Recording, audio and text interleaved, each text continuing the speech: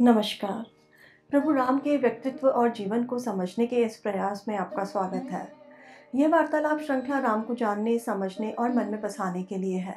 इसमें मैं योगिता पंत अपने मार्गदर्शक एवं गुरु अनिल चावला जी के सम्मुख कुछ जिज्ञासाएं प्रकट करती हूँ और वे समाधान करते हैं। आइए इस वार्तालाप का आनंद लें। अनिल जी, बहुत बहुत स्वागत है आपका। नमस्कार। अनिल जी, आपने पिछली बार बताया था कि महाराज दशरथ शोक में डूबे हुए थे, उन्हें आत्मग्लानि हो रही थी और पुरानी बातें याद आ रही थी। तो जब ये महाराज दशरथ का ऐसा हाल था तो माता कौशल्या की स्थिति क्या थी? स्वाभाविक है कि वो बहुत ज़्यादा शोक में थी, और जब व्यक्ति बहुत गहन शोक में होता है जी। तो कुछ न कुछ अपना नियंत्रण खो बैठता है। अपने आप पर भी वो क्या बोल रहा है, क्या नहीं बोल रहा है, सब भूल जाता है। अब वो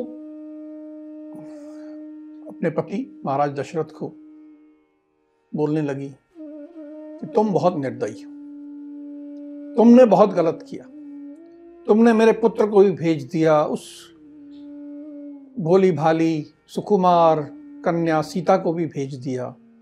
क्या उम्र है उनकी? 16-17 साल की उम्र के बच्चे हैं ये, और आपने उन्हें वन में भेज दिया। कभी सोचा नहीं कि कैसे रहेंगे वो? कैसे निर्दयी हो आप? आपको तो कुछ ध्यान ही नहीं है। आप तो बस उसी पापिन के मोहजाल में डूबे रहते हो। क्या किया आपने? आप सोचते हो कि 14 साल बाद भरत जो है राम को राज्य दे देगा? नहीं देगा। और शायद राम भी राज्य लेना नहीं चाहे। ये जूठन खाने वाला काम नहीं करेगा मेरा बेटा। ये तो किसी काम का राज्य नहीं रहेगा। पता नहीं भरत इसको कैसे संभालेगा 14 साल तक। ये तो बड़ा गलत किया है आपने। बिल्कुल ऐसा कर दिया कि जो मेरा बेटा शेर जैसा है, सिंह जैसा है, उसकी हालत आपने गीदड़ जैसी कर दी। जैसे गीदड़ शेर का मारा हुआ जो शिकार होता है उसमें से बचा खुचा खाता है, वैसी हालत आपने मेरे बेटे की कर दी। बहुत खराब है। आपने सोचा ही नहीं मेरा क्या होगा। एक स्त्री के 3 ही तो होते हैं। एक पति होता है जो कि आप तो बस उसी कहके ही के मोहजाल में होते हो, तो मेरे तो आप हो ही नहीं जी। दूसरा पुत्र होता है, वो तो आपने दूर कर दिया मुझसे जी। और तीसरा पिता बंधु बांधव होते हैं, वो तो सब मेरे से बहुत पहले बिछड़ गए हैं। अब तो मेरा कोई नहीं है, मुझे तो मर जाना चाहिए, मेरे जीवन में कोई मतलब नहीं है। इस तरह की बहुत कठोर बातें खूब सुनाई उन्होंने जी। इतनी सुनाई कि बस कठोरतम पहले ही महाराज दशरथ शोक में डूबे थे जी। और इन्होंने इतना प्रहार किया क्या पता। तो ये जो माता कौशल्या है, इनके कठोर वचन सुनकर तो महाराज दशरथ का शोक और भी बढ़ गया होगा। उन्होंने क्या जवाब दिया? वो बहुत शोक में और डूब गए। शोक के व्यक्ति को दिलासा देना एक कहीं ना कहीं उसको सांत्वना देना चाहिए, लेकिन जब दूसरा व्यक्ति, यहाँ पे इस मामले में पत्नी, खुद उतने ही शोक में डूबी हो जी। तो वो सांत्वना क्या दी? और ज्यादा बोल रही। अब ऐसे समय में महाराज दशरथ और शोक में डूबे, बिल्कुल उनकी आंखों से आंसू बह रहे हैं। उनको अपनी सारी पुराना जीवन याद आ रहा है कि मैंने क्या क्या गलतियां की, आज मैं किस स्थिति में आ गया। पहले बताया था मैंने पिछले प्रकरण में कि उनको एक अपनी गलती का एहसास हुआ जी। अब उन्हें और भी बातें याद आने लगी। फिर वो अपनी पत्नी की ओर मुड़े, बोले कौशल्या, तुम तो हर व्यक्ति पे दया करने वाली हो जी। तुम दुनिया में सब पे दया करती हो, ये तुम्हारी प्रकृति को मैं इतने सालों से जानता हूं जी। और मैं तुम्हारा पति हूं। अगर मैं गुणहीन हूं तो भी मैं इतनी कठोरता तुम मेरे पे जो कर रही हो ठीक नहीं। महाराज दशरथ ने बहुत दीन भाव से अपनी पत्नी के सामने हाथ जोड़ लिए और कहा कि मैंने बहुत गलतियां की हैं और शायद मुझे सबकी सजा मिलेगी, पर तुम मेरी पत्नी हो कि मुझे क्यों सजा दे रही है? तुम तो मुझे सजा मत दो, मैं तो तुम्हारे से तो क्षमा की अपेक्षा रखता हूं और क्षमा का पात्र भी हूं, तो तुम तो मुझे क्षमा कर दो। तुम तो मेरे जख्मों को और ना कुरे दो और मुझे पीड़ा ना दो। वैसे ही मैं अब जिस सागर में डूबा हूं उससे शायद कभी नहीं निकल पाऊंगा, लेकिन तुमसे मुझे अपेक्षा नहीं है। प्रिय, मुझे क्षमा कर दो। मैं तुमसे याचना कर रहा हूं। हाथ जोड़ के वो इस तरह अपनी पत्नी कौशल्या से बोलने लगी। तो जब महाराज दशरथ ने ऐसे हाथ जोड़ करके क्षमा याचना की और कह सकते हैं दूसरे शब्दों में कि उनको मनाने की कोशिश करी, तो माता कौशल्या का हृदय कुछ परिवर्तन हुआ उनके हृदय कि माता कौशल्या बहुत धर्मात्मा स्त्री थी। पुत्र शोक में डूबकर वो बहुत कठोर वचन कह गई थी। अब उन्हें अचानक अपनी गलती का एहसास हुआ। उनकी सारी कठोरता समाप्त हो गई। वो और रोने लगी। बोले, आप मुझे जानते हो, मैं आपके प्रति कभी कठोर हो सकती हूँ? आप मेरे पति हो, आप मुझसे याचना करो, ये तो मुझे शोभा देता ही नहीं है। ये मेरा आपने पूरे जीवन का जो मैंने सती के रूप में सत्य मार्ग पर चलने का जो जीवन भर चली हूं मैं, वो तो आपने एक क्षण में मुझे समाप्त कर दिया। कृपया ऐसी मुझसे याचना ना करो। और कौशल्या जो है वो महाराज दशरथ के सामने दंडवत हो गई। बोले, आप मुझसे याचना ना करो। मैं आपसे याचना करती हूं कि मैंने पुत्र शोक में अपने मस्तिष्क का नियंत्रण खो दिया, अपने पूरे होशो हवास खो दिए और बहुत कठोर शब्द कह दिए। इन कठोर शब्दों को मन में मत लीजिए और इन कठोर शब्दों को भुला के मुझको क्षमा कीजिए और मन से ये सब विचार निकाल दीजिए। होता है जीवन में, आदमी कोई भी व्यक्ति जब शत्रु उस पर वार करता है जी, तो व्यक्ति सह लेता है, लेकिन जब उस पर कुछ ऐसा संकट आता है जिसमें कोई शत्रु नहीं है, घर के लोग हैं या विधि का विधान है या दैव है, तो वो शोक नहीं सहा जाता। मेरी स्थिति भी आप समझो। तो मैंने अपनी उस स्थिति के अंतर्गत जो आपसे कठोर वचन कहे, कृपया उन्हें भूल जाइए, उन्हें क्षमा कर दीजिए।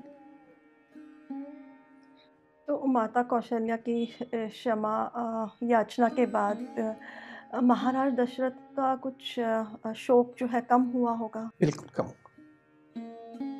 उनको उनके मन में एक क्षण के लिए प्रसन्नता हुई, उनका मन हल्का हुआ। किसी भी पत्नी का जी, जब अपने पति को संभालती है तो निश्चित रूप से उसका प्रभाव होता है।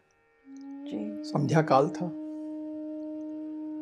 महाराज शोक में तो बहुत थे, लेकिन कुछ हल्का हुआ, मन हल्का हुआ।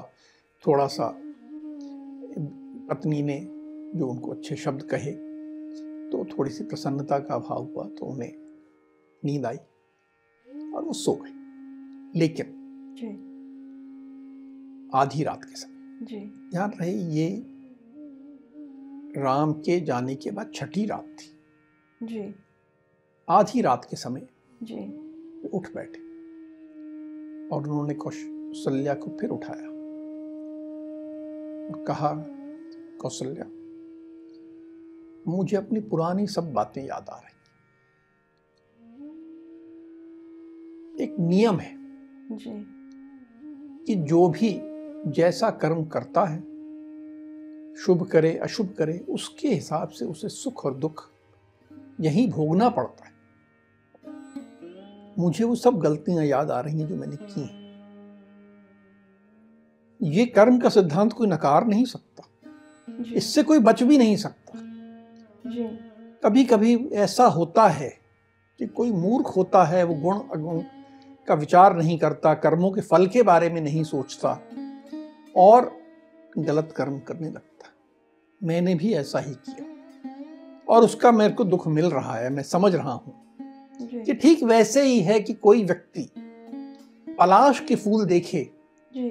और कहे कितने सुंदर फूल हैं, और अपने घर के आम के बगीचे को कटवा दे कि ये आम के फूल तो बेकार होते हैं, किसी मतलब के नहीं है, पलाश के फूल बहुत सुंदर होते हैं, और सारे पलाश के पौधे लगा के उनको सींचता रहे। जी।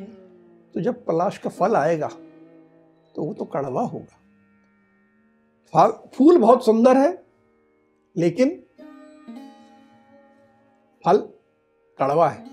तो जो फल कड़वा होता है तो ऐसे पेड़ों को नहीं लगाना चाहिए। जीवन में कुछ चीजें आकर्षित करती हैं, कि बड़ी आकर्षित करती हैं, जी। अपन उसके पीछे चलते जाते हैं, आकर्षित करती हैं, अच्छा लगता है, जी। पर उनका फल अशुभ होता है। मैं भी एक ऐसी विद्या जानता था। जी। वो विद्या थी शब्द वेदी बाण। जी। मुझे बड़ी आकर्षित करती थी विद्या की, कैसी बड़ी ये तकनीक है। जी। और मैं उसके मोह में, मैंने उसके बारे में उसका दूरगामी परिणाम नहीं सोचा, जी। और बस ऐसा ही हुआ जैसे मैंने पलाश का पेड़ लगा दिया, और उसका फल आज मैं भोग रहा हूं। शुरू में पलाश का फल जब सुंदर लग रहा होता तो आपको कड़वाहट नहीं मिलती। जी। कड़वाहट तो बहुत बाद में जाके मिलती है। कर्म हम एक समय करते हैं जी। और फल बहुत बाद में मिलता है, जी। लेकिन मिलता अवश्य। महाराज दशरथ ने इस तरह की बातें समझाई, और फिर वो कथा सुनाई जो कि शब्द वेदी बाण से जुड़ी हुई थी। तो जब ये महाराज दशरथ इतनी उन्होंने विद्वत्तापूर्ण कह सकते हैं बातें बताई, तो वो ये कथा जो शब्द वेदी बाण वाली कथा है, ये क्या सुनाई उन्होंने माता कौशल्या को? बहुत अच्छी कथा है, और कहीं ना कहीं आज के युग में जी। हम टेक्नोलॉजी जी। का जो युग है, जी। हम बहुत सी टेक्नोलॉजी से आकर्षित होकर उसके पीछे दौड़ते हैं। जी। तो ये उसकी इससे भी जुड़ी हुई है। जी। महाराज दशरथ कहते हैं कि मैं उस समय बहुत युवा था, मेरी शादी नहीं हुई थी, जी। युवराज था मैं, जी। और मैंने ये शब्द वेदी वाण वाली विद्या सीखी और मुझे बड़ी आकर्षित करती थी। जी। तो उस का मैं प्रयोग करने का बड़ा इच्छुक था, क्योंकि एक नई चीज थी, तो मुझे नई चीज का प्रयोग करना था। जी। तो वर्षा ऋतु का मौसम था, बड़ा अच्छा मौसम था, रात बिल्कुल अंधेरी होती है वर्षा ऋतु की, बादल छाए होते हैं, तो ना बादलों की रोशनी है न तारों की है, बिल्कुल घनघोर अंधेरा। और मैं सरयू नदी के किनारे वन में चला गया, और मेरा विचार ये था कि सरयू नदी के ऊपर कोई न कोई शेर या हिंसक पशु या हाथी आएगा, और वो जब पानी पी रहा होगा जी। तो मैं उसे अपनी शब्द वेदी बाण से मारकर उसका शिकार बिल्कुल रात के अंधेरे में करूंगा। जी। मन में क्या है, उस नई टेक्नोलॉजी को उपयोग करने की उत्कंठा है, उत्सुकता है मुझे। बोले मैं रात को पहुंचा और बैठ गया, और रात के समय मुझे ऐसा लगा जैसे कि कोई हाथी है और सूंड में पानी भर रहा है, और उस हाथी की आवाज सुन के, सूंड में पानी भरने की आवाज सुन के मैंने शब्द वेदी बाण चला दिया। और अच्छा धनुर्धर में था ही, मैंने विद्या बहुत अच्छी सीखी थी, और जैसे लगाया बाण का निशाना लिया और मारा, एकदम हाहाकार की आवाज आई। ये तो एक मनुष्य की आवाज थी। मैं अचंभित रह गया कि ये क्या हो गया। दौड़ के गया तो देखा कि एक ऋषि उस समय घड़ा भरने के लिए आए थे वहां पर, और वो विलाप कर रहे थे, उनको असह्य पीड़ा हो रही थी। जो मेरा बाण था वो ठीक मर्म स्थान पे जाके लगा था, और बिल्कुल मर्म स्थान पे उनको ऐसी पीड़ा दे रहा था कि वो चीत्कार कर रहे थे, चिल्ला रहे थे कि ये कौन अधम पुरुष है जिसने मेरे को इस तरह मारा है, मैंने किसका अहित किया है कि उसने मुझे मारा है। मैं तो एक ऋषि हूं, मैं तो कभी किसी का अहित करता ही नहीं हूं, मेरे को मारने वाला निश्चय ही उसको बुरी गति प्राप्त होगी, उसकी वही गति होगी जो गुरु पत्नी गामी की होती है, उसको हर तरह से उसका सर्वनाश होगा। इस तरह वो चीख रहा था और ये वहां पहुंचे तो वो इस ऋषि ने इनकी ओर ऐसे देखा, बिल्कुल तेज भरी आंखें, तपस्वी। पूछा, राजन क्या तुमने मुझे मारा है? जी। तो उन्होंने कहा, गलती से मैंने मार दिया, मेरा आपको मारने का कोई मेरी इच्छा नहीं थी, मेरा उद्देश्य भी नहीं था। उन्होंने कहा, लेकिन अब तो मैं मरने की कगार पे हूं और मुझे मरने का दुख नहीं है, मैं तो मरने के लिए सदा तैयार रहता हूं, मैं तो तपस्वी हूं। लेकिन ये जो पगडंडी देख रहे हो ना, ये पगडंडी के दूसरे छोर पे एक छोटा सा आश्रम है जी। वहां मेरे माता पिता रहते हैं, जो बहुत वृद्ध हैं, बहुत दुबले हैं, बहुत कमजोर हैं और दोनों अंधे हैं। उनका मैं एकमात्र सहारा हूं। वो पानी पीने के लिए मेरा इंतजार कर रहे हैं। उनके जीवन का मैं एकमात्र सहारा हूं जी। अब उनका क्या होगा? महाराज अचंभित, क्या करें, ये चीत्कार कर रहा है, इसको असह्य पीड़ा हो रही। फिर भी उस ऋषि ने कहा कि सुनो राजन,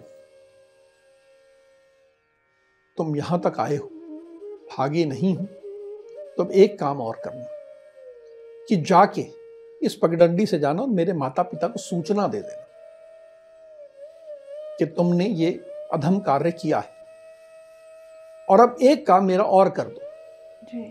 कि जो बाण मेरे को मर्म स्थान पे घुसा हुआ है जी। ये मुझे असह्य पीड़ा दे रहा है, ये मुझे तड़पा तड़पा के मारेगा जी। ये पीड़ा मुझसे सहन नहीं हो रही। बस इतनी मुझ पे कृपा करो कि ये बाण मेरा निकाल दो, क्योंकि जब तुम बाण निकालोगे तो यहां से खून निकलेगा और मेरे को मृत्यु आ जाएगी। तो अब महाराज और स्तंभित कि मैंने एक तो पहले गलत किया है और दूसरा ये मुझसे कह रहा है कि मुझे मृत्यु दे दो। फिर भी ये सोच में पड़े, क्या करूं मैं, मेरा धर्म क्या कहता है। उसने कहा, सुनो राजन, मन में ये विचार मत लाओ कि तुम किसी ब्राह्मण की हत्या कर रहे हो। मैं ऋषि अवश्य हूं लेकिन ब्राह्मण नहीं हूं। मेरे पिता वैश्य कुल में जन्मे हैं, वो भी तपस्वी हैं, वो भी ऋषि हैं, पर वैश्य कुल में जन्मे हैं, और मेरी माता शूद्र हैं। तो मैं कुल के हिसाब से ब्राह्मण नहीं हूं और मैं अभी तुम्हें जो आदेश दे रहा हूं उसका पालन करो और मुझको मृत्यु का ही वरदान दे दो। अब जब इस तरह की बात कही तो महाराज दशरथ कुछ और ना कर सके। पूरा उस ऋषि का शरीर पानी और खून में लिपटा हुआ था। ये नीचे बैठे, उन्होंने वो बाण निकाला, और जब बाण निकाला तो निकालने में भी पीड़ा हुई जी। और वो पीड़ा में तड़पते हुए कुछ क्षणों में उसने अपना शरीर त्याग दिया। अब शरीर त्यागने के बाद जी। महाराज दशरथ बड़े अचंभित थे।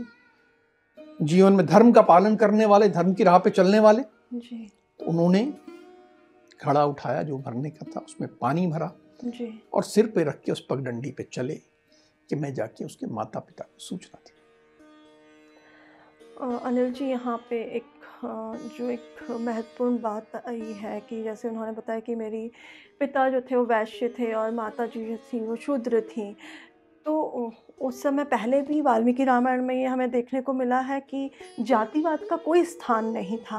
यहाँ पे भी हम कह सकते हैं आज के शब्दों में कि इंटरकास्ट मैरिज हुई थी उस टाइम में, और वो स्वीकार थी सब लोगों को। और जो ये आज हमें हमारे लिए एक जो संदेश देता है, हम सभी कह सकते हैं कि हिंदू धर्म को मानने वालों के लिए संदेश देता है कि हमें जातिवाद पे विश्वास नहीं करना चाहिए। देखिए, बिल्कुल ठीक कह रहे हो तुम कि आप एक बात देखिए कि पिता वैश्य जी, माता शूद्र जी, और पुत्र ऋषि जी, और वैश्य होने के बाद भी ऋषि बने जी। माता भी ऋषि पत्नी बनी, चाहे वो शूद्र कुल से थी। जी। तो कुल परंपरा का बंधन, कुल परंपरा एक पत्थर की तरह गले में लटकी हुई है, ऐसा कतई नहीं था। जी। और जाति इस तरह बंधनकारी हो जाए ये नहीं था। जी। आप जाति से ऊपर उठ के ऋषि बन सकते हो, ब्राह्मण बन सकते हो, सब बन सकते हो। जी। तो ये तो बात हमें समझ में आती ही है।